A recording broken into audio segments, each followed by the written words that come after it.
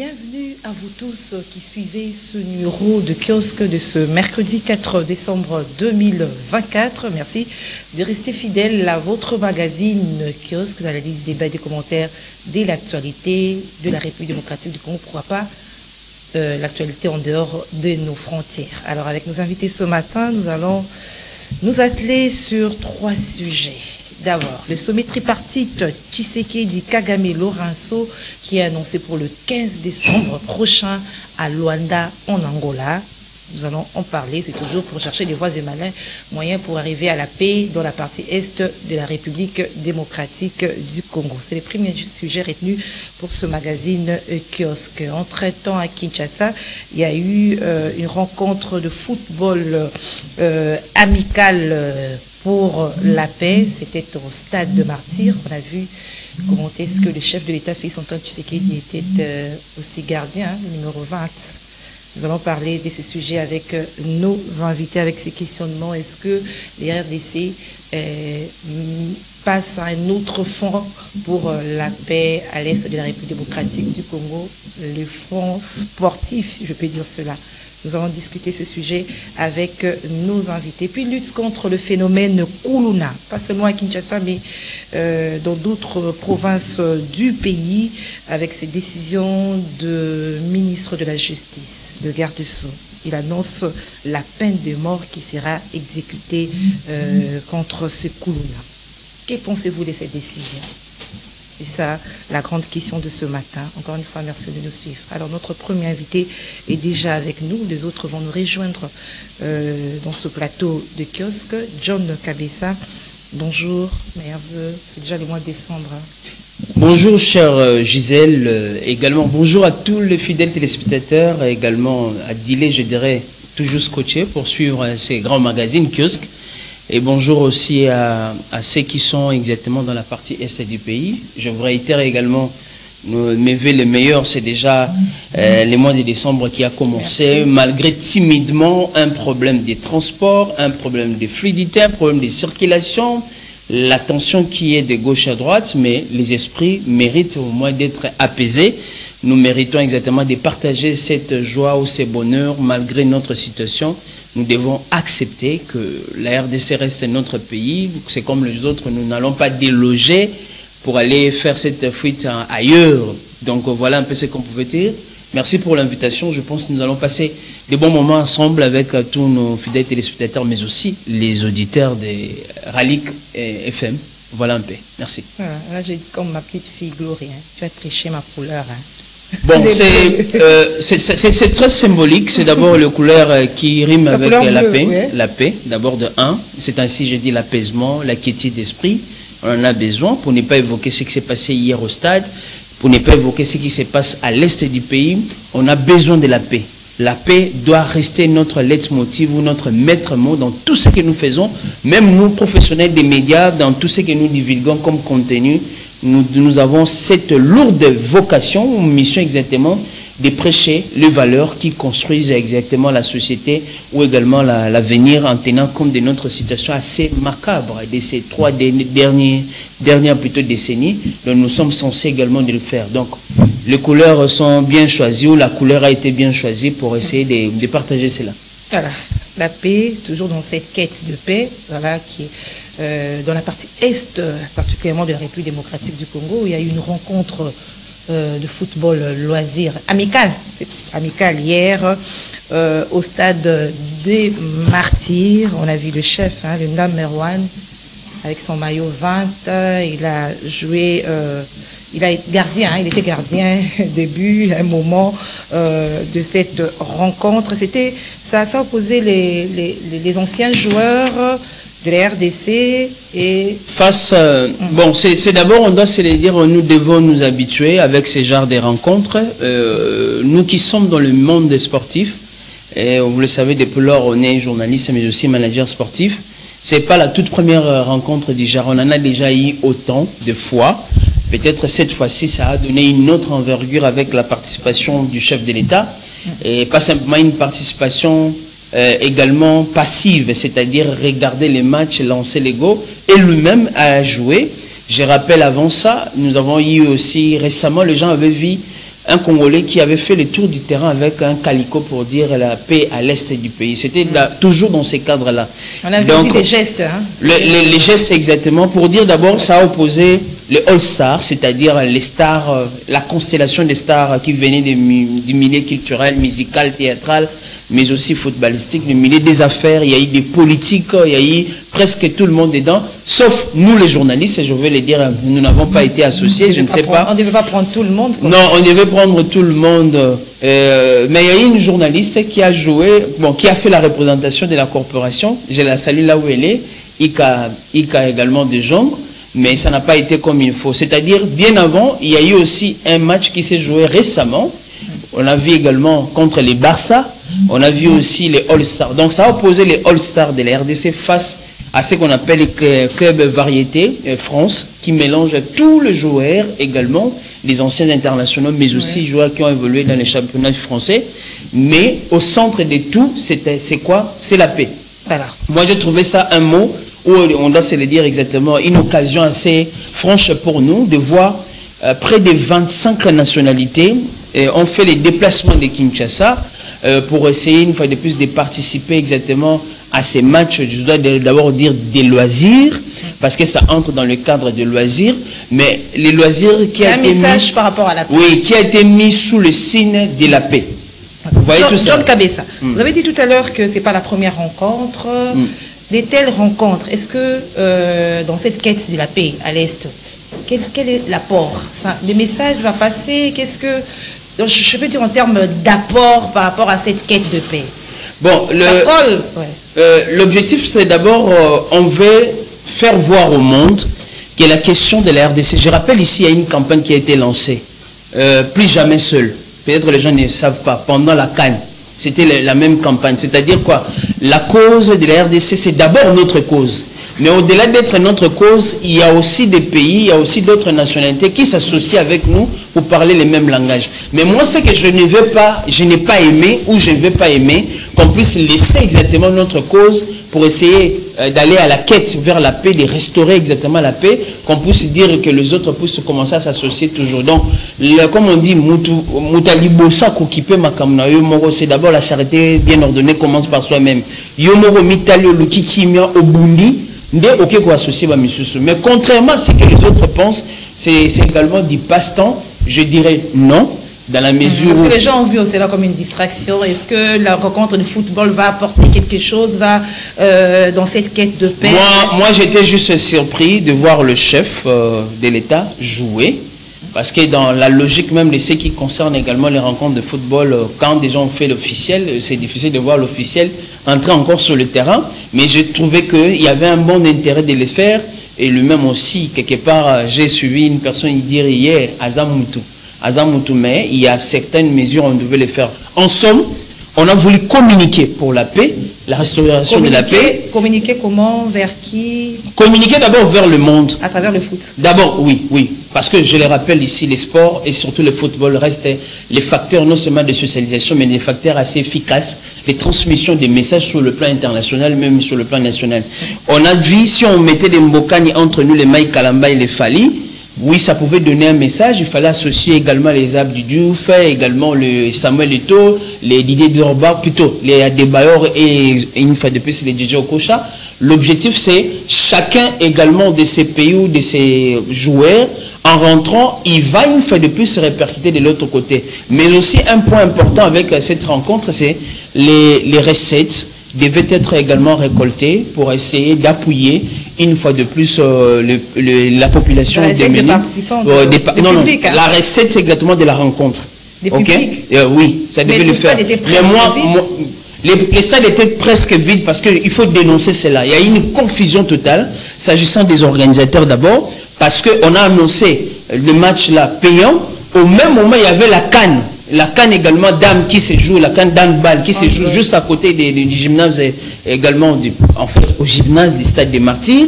C'est-à-dire, la CAN, elle est gratuite, c'est-à-dire l'entrée est gratuite. Au même moment, ça fait 8 ou 9 jours, nous vivons cette grande fête également du handball africain gratuit.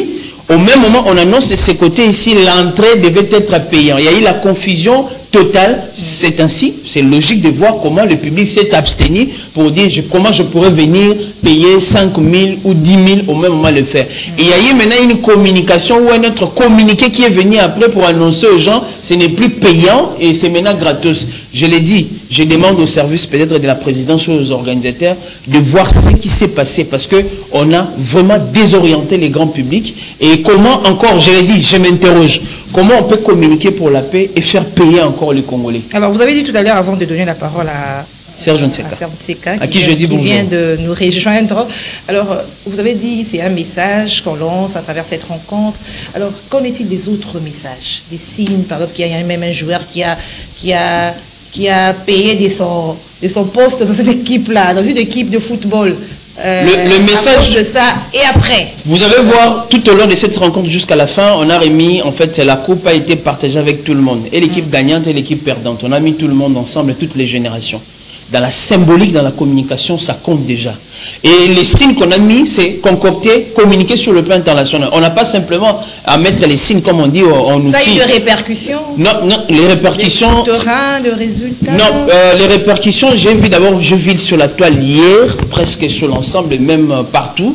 On n'a fait que parler de la RDC, mais ce qui doit être fait maintenant là, le ministère de la Communication et des Médias, le ministère des Sports et les autres services, capitaliser cette rencontre-là, faire voir au monde exactement que non, nous avons voulu exactement communiquer à travers le football qui est un langage universel, qu'une fois de plus, nous voulons une solidarité tout autour de la RDC et puis nous voulons la paix. Mais que les gens ne pensent pas qu'à travers des genres de rencontres de football toujours à tout moment qu'on va rechercher la paix, mais ils doivent aussi s'habituer pour dire ce n'est pas si grave que cela. À mon humble avis, les chefs de l'État ne peuvent pas à tout moment peut-être commencer à jouer, mais ce genre de rencontres existent. Obama l'a fait plusieurs fois avec un match de basketball, des matchs de basketball plusieurs fois. Bill Clinton l'a fait avec une soirée de gala, en fait 2 ou 3 soirées de gala des saxophonistes pour récolter les fonds. Au moment où il était en fonction sur ces. Donc, c'est-à-dire au niveau de la symbolique, ce n'est pas pour la première fois, mais ce qui a plutôt étonné de voir les chefs de l'État jouer. Mais après, c'est là que les gens ne prennent pas loisir pour loisir, que puissent le faire les sports au service de la paix pour plus d'efficacité. Merci John Kabisa. Serge Nseka, bonjour. Bonjour madame, bonjour à John et bonjour aux téléspectateurs. Voilà, vous entrez directement dans le sujet, c'est la rencontre amicale de football en quête de la paix. Est-ce qu'on peut dire qu'aujourd'hui, après le front diplomatique, l'autre front, c'est pas encore militaire, front économique, voilà, on ouvre un autre politique, front. On ouvre un autre front sportif. Non, je ne pense pas qu'il faut les étalonner de cette façon-là. Le tout doit aller des pairs. Au même moment, on a salué l'initiative, on a vu les superstars venir de partout et tout, de Fali et de Gérès, tout ce que vous voulez, et pour venir passer un moment de convivialité, un moment d'amitié, de fraternité, parce que le sport, c'est toujours un élément fédérateur. Alors, l'objectif, comme vous le savez, était de parler du Congo, faire parler du Congo, prendre de fait et cause pour le Congo démocratique, même si dans certains salons, on a interprété le fait d'une certaine façon, un peu comme Kabisa venait de le dire, c'était des loisirs, c'était un passe-temps. Non, non, je crois que il n'y a aucune activité concernant notre pays qui a vendu le Zaïre, le Congo aujourd'hui, plus que le combat Ali Foreman de 74, octobre 74. Il n'y a aucun événement qui a vendu politique, tout ce que vous voulez, a vendu ce pays à ces niveaux-là, à l'international. Alors, on a un président qui a son style. Il faut appeler ça le style Tshisekedi, très décontracté, très proche des gens, très proche de ses amis. C'est-à-dire, si vous n'êtes pas quinois, vous aurez du mal à comprendre. Regardez, je ne le dis pas par chauvinisme, mais tous les Quinois, tous ceux qui sont nés ici, grandis ici, fonctionnent par-delà le clivage ethnique et autres. quels que soient les degrés de responsabilité, s'il y a un frère, par exemple, qui est malade ou qui meurt, il se déplace au nom de l'amitié, au nom de cet esprit qui au nom de cette fraternité. L'esprit que nous voulons sauvegarder aujourd'hui parce que nous sommes en train de le perdre. Si vous allez dans des officines politiques, dans des cabinets, vous trouverez les gens parler la langue du village. Une fois nommé, vous prenez, nous sommes tous des Congolais, mais quand on se rend compte que dans un cabinet, il y a 70% des ressortissants d'un coin, je ne dis pas d'une province, d'un coin, d'une famille, là c'est dangereux. Je reviens à mon propos pour dire que c'est cet esprit-là, le style Tshisekedi qui s'est rapproché de la population, de ce star, pour donner un peu de tonus, donner un peu de relief, donner de l'épaisseur à cet événement. Mais ce qu'on peut déplorer, il y a eu une communication, mais qui n'était pas très orientée vers le public. Les gens n'ont pas capté ça. Les gens on a vu quelques spots des anciens stars, des anciens succès sportifs qui passaient sur quelques médias, mais on n'a pas fait un large écho, de manière à ce que la population puisse s'approprier cet événement, contrairement par exemple au jeu de la francophonie. Et maintenant, il faudrait un service après-vente pour répondre, parce que tout, quand il y a le chef de l'État, devient politique. Les adversaires politiques parlent de distractions, de perte d'argent, de perte de temps, qui est un service après-vente qui explique le bien fondé de cette activité. On peut parler du Congo à travers ça. Parce que du moment où il y a un éclairage, un zoom sur le Congo, mais c'est l'occasion pour parler de nous, qui peut parler du Congo mieux que le Congolais? Qui peut mieux expliquer la situation à l'est du pays mieux que les Congolais? On attend le reportage des Brackman et tous les autres, mais non, nous Congolais, nous pouvons le faire mieux qu'eux. Alors si nous pouvons nous donner des moyens, ça c'est une occasion. J'inviterai vraiment les organisateurs, et comme le chef de l'État était là-dedans, le service de la présidence de la République, le ministre de la Communication, qui puisse organiser le service après-vente, comme moi j'ai dit. C'est-à-dire qu'on explique les bien fondés. Si ces stars-là sont là, qu'on leur donne la parole, qu'ils parlent du Congo, c'est ce que les autres font. Merci. Moi, j'ai suivi, et je ne vais pas faire la publicité ici, une chanteuse française en vogue qui a chanté pour le M23. Et allez-y regarder comment c'est suivi. Et là, on s'adresse à qui? À une certaine jeunesse d'ici et de la diaspora, parce que cet artiste est suivi aussi ici. Alors si nous pouvons... En termes d'impact, hein, Serge, chanter, oui, on a vu les signes qu'on a fait, mais le résultat sur terrain, ça ne change rien, apparemment. Non, je pense que, Madame Villa, c'est un processus. Qu'est-ce que vous voulez attendre de résultats maintenant? Non. Je pense que ça va prendre les gens qui aiment Eto'o, les gens qui aiment Fali, les gens qui aiment tous ces anciens stars-là. Et quand ils verront que ces gens-là étaient là, ils vont se poser la question pourquoi? Qu'est-ce qui se passe dans ces pays? Il y aura une prise de conscience. Ça ne va pas prendre l'ascenseur, ça prendra les escaliers, mais ça arrivera. Ce moment-là arrivera où les gens comprendront que ce qui se passe ici, c'est à la fois une injustice, c'est à la fois un génocide, c'est à la fois tout ce qu'on ne peut pas nommer, quoi, tout ce qu'on ne peut pas nommer. Des crimes imprescriptibles qui doivent être punis même après 100 ans. On doit poursuivre le responsable de ce qui se passe au Congo. 12 millions de morts, ça ne peut pas être passé sous silence, je suis désolé. Voilà, 12 millions de morts, ça ne peut pas être passé sous silence. Voilà qu'il y a une autre rencontre. Le sommet tripartite Tshisekedi, Kagame, Lourenço. À l'est, en Angola, hein, c'est en Angola, c'est le 15 décembre. Je reste avec vous, Serge Ntseka. Qu'est-ce que vous pensez de cette rencontre? Je pense que là, nous sommes dans le processus normal. Là. On est dans le processus de Luanda. Comme vous savez que le président Lourenço de l'Angola a été désigné comme médiateur de ces processus de Luanda, qui est pour arbitrer. Aujourd'hui, il y a des structures qui se mettent en place pour non seulement permettre les dialogues, mais essayer de contrôler les mouvements sur terrain, les cessez-le-feu, le mouvement des troupes, même si ce n'est toujours pas respecté. Je pense que le président Tshisekedi est légaliste, il y va. Et moi, je lui fais confiance, il ne mettra pas sa langue dans sa poche, il dira ce qu'il aura à dire, il va certainement y avoir une tête-à-tête entre lui et Kagame devant Lorenzo, mais pour quel objectif? C'est là le problème.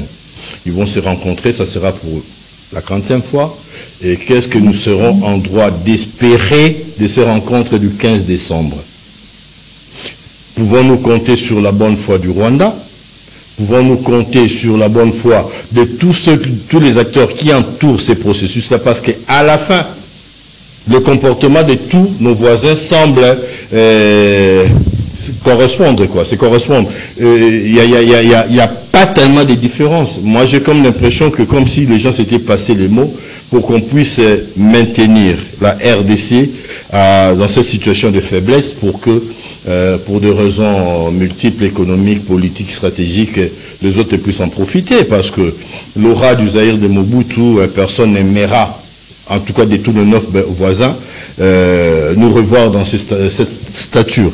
Mais ça serait courageux au président d'y aller, mais d'apporter un discours pas politiquement correct cette fois-là. C'est-à-dire? Il ne doit pas aller pour dire oui, et voilà, les FDLR, nous allons les traquer. Non. La situation, l'évolution de la situation en République démocratique du Congo, surtout à l'Est, ça ne devait pas dépendre de la présence ou non des FDLR qui n'ont rien fait au Rwanda, qui n'ont commis aucun tort au Rwanda. Les FDLR ont traversé pour des raisons humanitaires. On a imposé aux Zaïre de Mobutu d'ouvrir des frontières, donc nous ne sommes pas comptables de ce qui s'est passé là. D'autant plus que la zone là était sous contrôle de ceux que nous connaissons, qui ont été aussi à l'origine du massacre et du génocide au Rwanda, qu'on ne nous impute pas des responsabilités qui ne nous concernent pas. Mais la rencontre il y a quelques jours en Angola, toujours, hein, avec les ministres des Affaires étrangères, ils ont signé un accord allant dans ces sens. Je pense que là, c'était... dans cette rencontre avec ce document. Je pense que c'était la chose à ne pas faire. Ça a été fait. Prendre ça, on est en train de réfléchir, ça ne nous empêche pas de réfléchir. Ça ne nous empêche pas, nous, de la presse, de penser que c'était une bourde, d'accepter comme condition, parce que, madame, ça va faire 30 ans que ces gens sont à l'est de la République démocratique du Congo. Ils ont quel âge maintenant? C'est-à-dire que leurs enfants ont été enrôlés, il y avait un camp où on formait de génération en génération, je ne le pense pas, sinon on les dénoncerait. Aujourd'hui, ces forces que je qualifierais de résiduelles n'existaient pas en tant que force capable d'inquiéter les régimes rwandais. Ça n'existait pas en ces termes-là. Et le dit fait montre vraiment de la mauvaise foi que nos voisins, non, le régime, bien entendu, n'a pas la volonté d'avancer. C'est comme si on vous demandait d'aller chercher des pouces sur la tête d'un chauve. Sur la tête d'un chauve. C'est-à-dire que, et là, je pense que le président pourrait recadrer les choses et dire clairement, tenir clairement un discours qui remettrait le pendule à l'heure. Parce que, mais avec ce document, avec cet accord qui a déjà été signé. Mais c'est un document, et pourquoi? Si ces documents étaient aussi valables, pourquoi le président irait? Certes, ça servirait de base, mais je pense que dans des discussions, on pourra faire avancer les choses dans une certaine direction. Mais tout dépendra des arguments que nous aurons à mettre sur la table. Quand la ministre se déplace pour aller dans des réunions comme ça avec tous les services, elle y va avec qui? Qui l'accompagne? Quels sont les spécialistes? Madame, écoutez, on a au Rwanda un pouvoir qui est là depuis presque 30 ans, avec la même politique. Ils ont connu, je crois, un ou deux, tout au plus, ministres des Affaires étrangères. Je dirais, un seul ministre, parce que Misikiwabo, qui est secrétaire général à la francophonie aujourd'hui, continue à faire la diplomatie rwandaise. Mais nous, depuis 2000 jusqu'à présent, on a eu combien de ministres des Affaires étrangères? C'est-à-dire des gens qui arrivent pour gérer des dossiers qui sont maîtrisés par les autres depuis en un élan, quoi. En un élan, en un trait comme ça. Et nous, il y a eu des coupures à cause de la politique, à cause des divergences d'opinion et tous les restes. On semble toujours repartir des zéros. C'est ça notre faiblesse. Il faut prendre des techniciens, ne sont pas des politiques. Vous arrivez dans les affaires, vous gardez les gens qui ont géré les dossiers depuis très longtemps. Ça ne va pas changer la politique de ceux qui sont au pouvoir aujourd'hui. C'est ça la faiblesse. On veut même changer l'administration. On recréerait même le soleil. Tout simplement par le fait que nous venons d'avoir le pouvoir, nous devons amener nos gens, des gens qui ne sont pas introduits, qui n'ont pas l'esprit de ceux, et on aboutit à cet atterrissage catastrophique qui nous fait accepter des dispositions telles que le préalable, c'est qu'il faut faire partir le FDLR. Une bourde. Merci Serge Mtseka. Alors, cette rencontre John Kabesa, ce sera aussi une occasion, parce que l'autre fois dans mon discours, j'avais dit je vais voir Kagame, je vais lui dire, lui poser la question. C'était encore quoi la phrase? Je vais lui poser la question. Ce sera une occasion pour le voir. Je vais lui parler en face. En face et lui dire, ce sera une occasion de lui dire toutes ces vérités. Bien qu'il ne tienne jamais ses promesses, hein, Kagame. Il y a eu trêve non respectée, tout ça, voilà. Merci beaucoup. Je pense que très bien la tripartite de Luanda tombe bien pour essayer un peu de boucler l'année. Parce que c'était une année assez émaillée avec beaucoup de marathons, beaucoup de rounds de négociations entre les deux présidents. Mais je pense au moins cette fois-ci, quand j'analyse la situation dans sa profondeur, il y a des éléments, je dirais presque modificateurs, ou des éléments qui s'invitent. Le premier élément qui s'invite d'abord, c'est le passage du président américain à Luanda. Il est d'ailleurs là maintenant. Oui, Joao également, j'ai dit Joao Lourenço a reçu Joe Biden avec un échange, et parmi les points évoqués lors de cet échange également entre les deux chefs d'État, la question liée exactement à la médiation sur la crise congolaise ou également le conflit à l'est de la République démocratique du Congo. Ce qui m'a plus réjoui dans la mesure où Joe Biden a responsabilisé une fois de plus Joao Lourenço pour dire si on veut avoir un partenariat assez gagnant-gagnant avec un bon leadership avec l'Angola, l'Angola doit s'estimer pour jouer pleinement son rôle au niveau de la sous-région. Ça ne vient pas de moi, c'est Joe Biden qui l'a dit, et pas Mbosso. Parce que quand je dis Joe Biden, je pense au président Mbosso, qui l'a dit en face également de Joe. Deuxième élément, il a dit ceci: on croit à l'espoir exactement de la médiation, une fois de plus angolaise, qui pourrait permettre à cette région de vivre au moins un nouveau cycle de paix. Je vais le dire, Joe Biden n'a pas participé vraiment à la restauration de la paix. Vous connaissez la politique avec les démocrates également au sein de l'administration américaine. Mais comme étant l'autre est entré, c'est-à-dire est de retour Donald Trump, c'est comme si Joe Biden annonce déjà les couleurs de ce que son prochain ou également son prédécesseur va faire. C'est-à-dire dans la continuité pour rechercher la paix, mais en responsabilisant l'Angola. Parce que Joe Biden n'a pas travaillé, on doit se le dire froid, je dirais tout droit aux yeux, il n'a pas eu à s'impliquer vraiment pour la paix à l'Est. Par contre, sous son administration, on a trouvé que les M23 s'est revigoré avec les AFC, il y a eu non-respect exactement de cessez-le-feu de gauche à droite. C'est sous Joe Biden. Alors, en sortant... En partant, il veut maintenant laisser la bonne impression en responsabilisant une fois de plus Luanda, pour ne pas dire l'Angola. Attendez, laisser la bonne impression ou essayer de protéger les intérêts américains? Non, tous les présidents américains qui parlent, qui travaillent dans la continuité également de l'action, poursuite des intérêts également américains en dehors de leurs frontières, l'influence, les droits de l'homme et tout ce qui régit comme état axe de leur politique étrangère. Mais maintenant, en partant, Joe Biden, je dois le dire, le mandat n'a pas été fructueux. Ça s'est dit également partout, vous n'avez que les éléments également suivis, les compteurs sont au rouge ou les signaux sont au rouge. Sur toutes les lignes, droits de l'homme, vous n'avez qu'à regarder la situation à Gaza, de gauche à droite. Sur Joe Biden, ça n'a pas été vraiment rose. C'est-à-dire, ça a créé des problèmes. Mais avant de partir, il annonce les couleurs pour son prédécesseur. Je parle de ça. Deuxième élément, un problème lié exactement au respect du cessez-le-feu.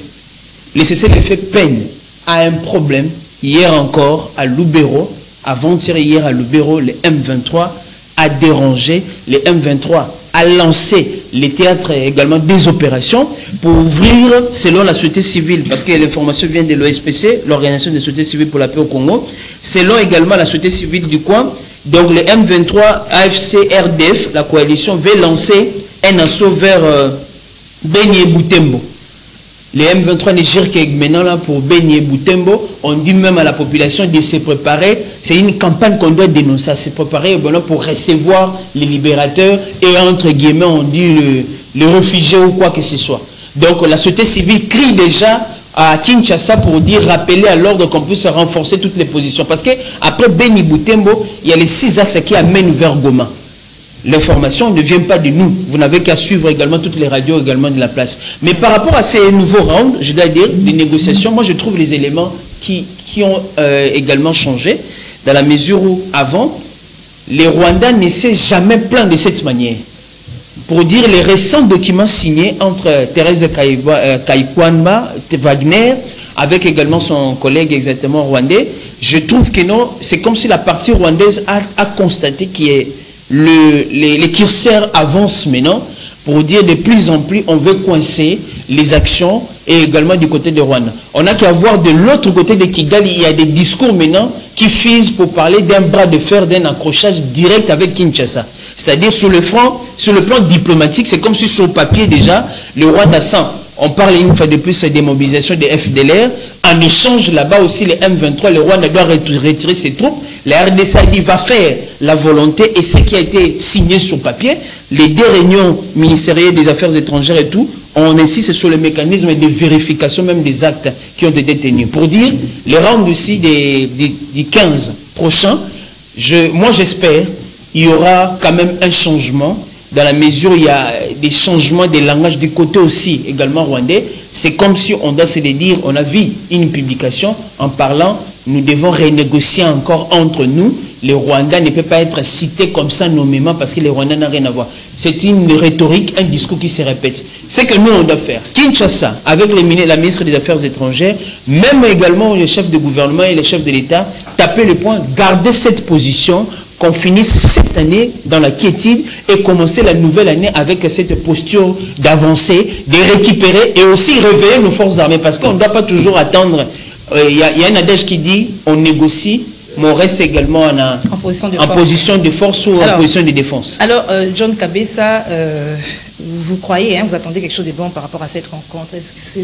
Ça va marcher, d'autant plus qu'on sait que pas plus tard qu'avant-hier, la RDC a traîné Paul Kagame devant la Cour africaine des droits de l'homme. C'est-à-dire qu'on va dans cette rencontre, avant même la Cour africaine des droits de l'homme, c'était encore devant l'EAC. Voilà. Il y a vraiment l'escalade verbale. Ouais. J'ajoute ceci, il y a d'abord la Cour internationale de justice. On a eu au moins à remettre encore les dossiers avec le vice-ministre Samuel Mbemba. Ouais. Et après, au niveau de l'EAC, à Arusha, le même dossier est revenu, mais la RDC n'était pas présente, on doit préciser cela. Donc, le chef de l'État, pour une première fois, moi je trouvais ça, il faudra aussi boycotter certains sommets où on sait que non, on ne va pas vous respecter comme il faut. C'est un langage diplomatique et même sur le plan lié à la symbolique, c'est très important. Et à part la Cour internationale de justice, à part l'EAC, la bonne nouvelle, hier encore à la CPI, je risquerais exactement de dire à la 23e Assemblée Générale des États partis de la CPI, le dossier s'est invité également cela. C'est hier la soirée. Je risquerais de citer le nom que exactement Serge Nseka veut souvent ou aime souvent. Il y a le premier vice-président de l'Assemblée nationale, l'honorable Isaac Jean-Claude Tshilomba, qui conduit une grande délégation de députés, exactement sénateurs congolais, députés congolais, pour essayer de plaider des dossiers ou également des éléments importants. C'est-à-dire, on a parlé de l'expérience que la RDC a subie avec également les crimes. On doit à tout prix également le faire. Et puis, deuxièmement, il a plaidé sur les renforcements de la justice pénale internationale pour accélérer ce qu'on appelle la poursuite, le monitoring également des crimes commis contre également les civils, les femmes, ainsi de suite en RDC. C'est-à-dire 3 éléments. Cour internationale de justice, la CPI et même juridiction internationale. Je l'ai dit une fois de plus, c'est la diplomatie parlementaire en marche. Parce que quand je cite peut-être le nom du premier vice-président de l'Assemblée, Isaac Jean-Claude Tshilomba, c'est parce qu'il y a un front diplomatique qui a été ouvert sur le plan juridique. Ce que j'ai aimé, on a mis toutes les intelligences. Les Taylor Lubanga, le Mwamba Mushikonke, ainsi de suite, pour accélérer également cet aveu, pour dire ceci, on ne doit pas croiser les bras, on doit acquiller, déranger et montrer au Rwanda que c'est maintenant ou à jamais où également on pouvait le faire. Voilà, tous les fronts sont donc ouverts. Tout le front, exactement. Pour ne pas oublier ce qu'il a fait. Passer nulle part. Pour ne pas oublier ce qu'a fait également aussi de l'autre côté, l'honorable Vital Kamere, pour ne pas oublier. Mais on doit réveiller du côté également de Sama Lukonde qui semble être maintenant là absent sur la scène par rapport à ce dossier. La peine de mort sera exécutée contre les Koulouna, phénomène, le banditisme urbain. Non, je voudrais d'abord revenir sur ce dossier très important. Nous ne devons pas compter sur les administrations des uns ou des autres, parce que ce que nous vivons en République démocratique du Congo, c'est des fruits de la politique des démocrates américains. Quand ils sont arrivés, ils ont chassé Mobutu, ils ont installé l'AFDEL pour des raisons que nous ne connaissons pas. Aujourd'hui encore, le Rwanda continue à exploiter et à vendre les minéraux du Congo avec la bénédiction de tous ces pouvoirs-là. Avec Biden qui arrive en Angola, mais pour changer quoi? À la fin de sa mandature, après la déconfiture des démocrates, il va demander quoi, Lorenzo? Il va demander quoi?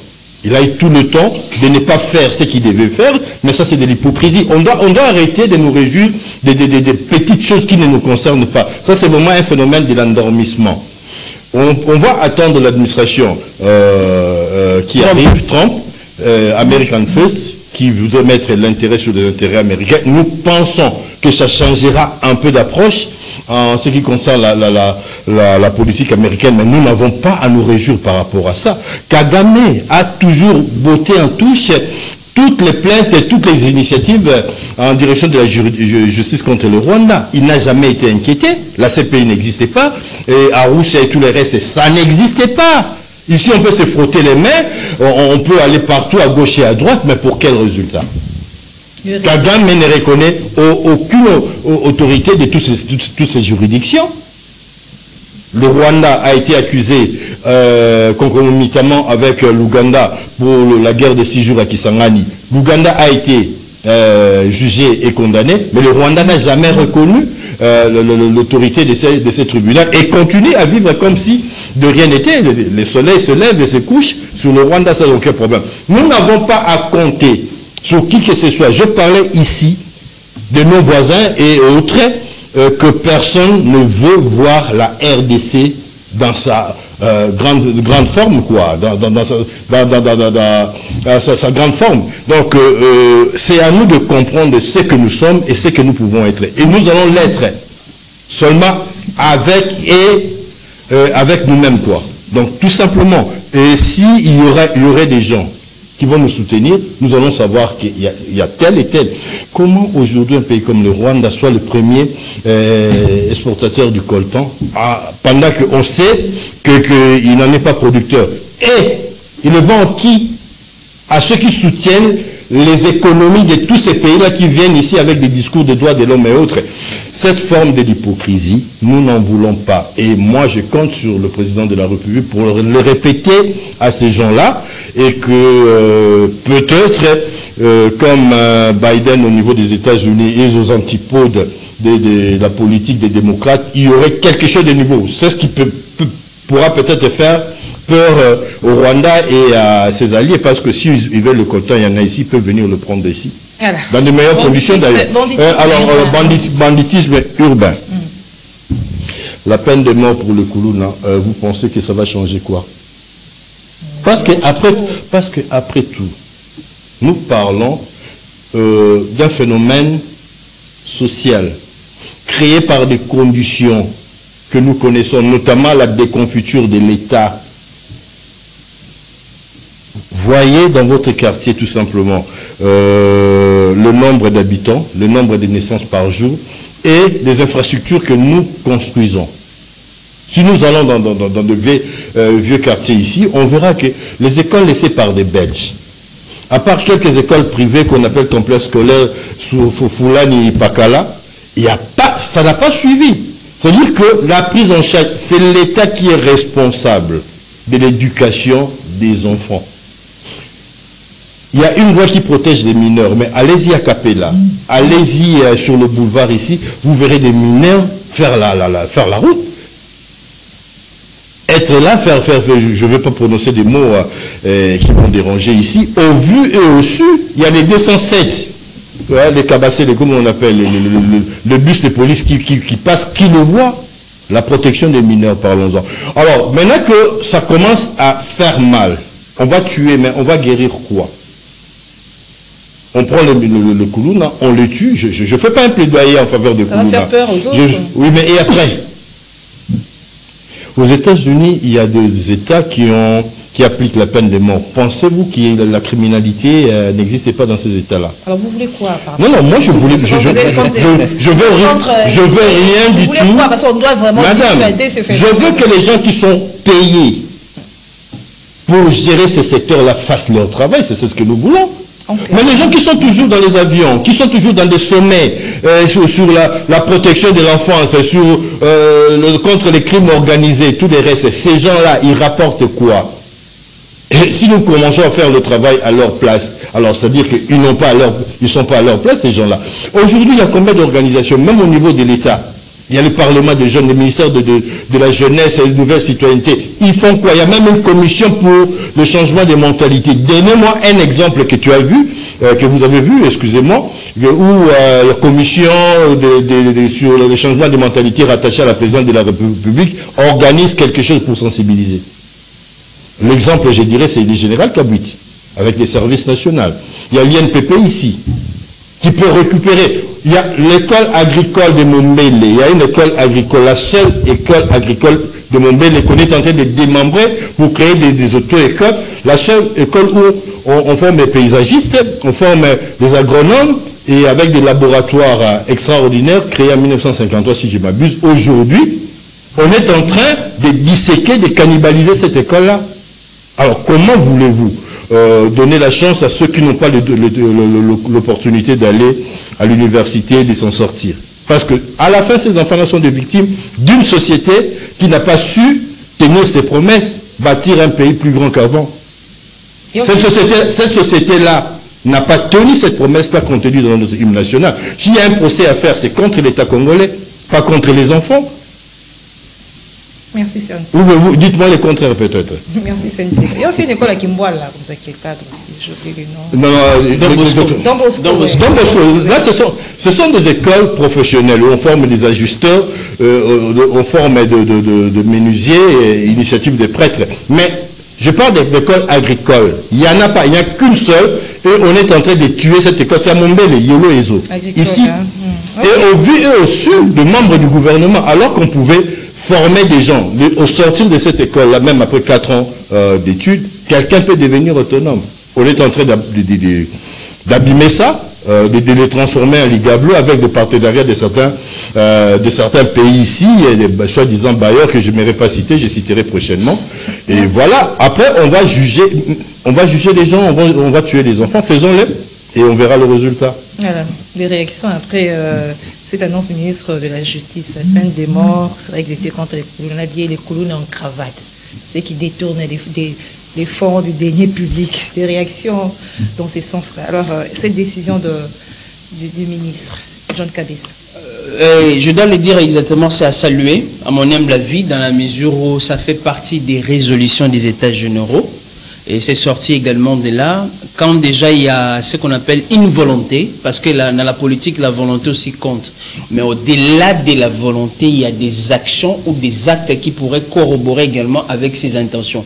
Constant Moutamba, notre, aujourd'hui Excellence, mais notre également frère, avec qui nous avons eu beaucoup de temps également dépassé, a de bonnes intentions pour faire avancer les choses. Je lis, il a dit ceci, tous ceux qui seront attrapés et également seront condamnés, ils seront tous condamnés pour terrorisme parce que des actes qui posent relèvent tout simplement du terrorisme, ils seront punis également de la peine de mort.